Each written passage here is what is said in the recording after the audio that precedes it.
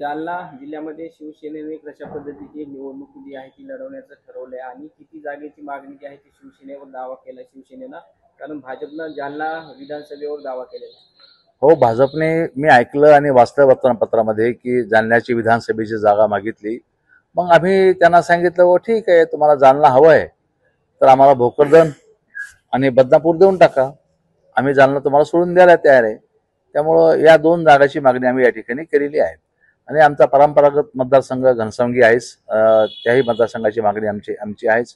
त्यामुळं जालना आणि घनसावंगी अशा दोन मतदारसंघाची मागणी आमच्याकडे आहे.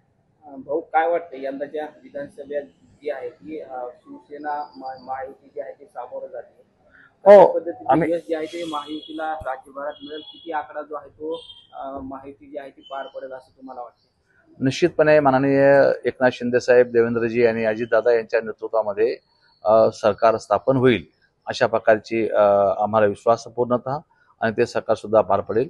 जालन्याच्या बाबतीत जर बोलायचं झालं तर निश्चितपणे जालना मतदारसंघ हा शिवसेनेचा बालेकिल्ला आहे, तो आम्ही या ठिकाणी काढू. त्याबद्दल आमचा घनसावंगी आहे, तो आम्ही या ठिकाणी काढू. परतूर मतदारसंघाच्या संदर्भात आम्ही दावा केलेला नाही. कार्यकर्त्याची भावना असेल पण तो आम्ही दावा केलेला नाही. त्याबद्दल ज्यांचे मतदारसंघ 3 भारतीय जनता पक्षाचे मतदारसंघ आहेत, तिथं आम्ही दावा करण्याचं काही कारण नाही. परंतु कार्यकर्ते असतात, कार्यकर्ते बोलतात, त्या माध्यमातून कार्यकर्त्याची समजूत काढावी लागते.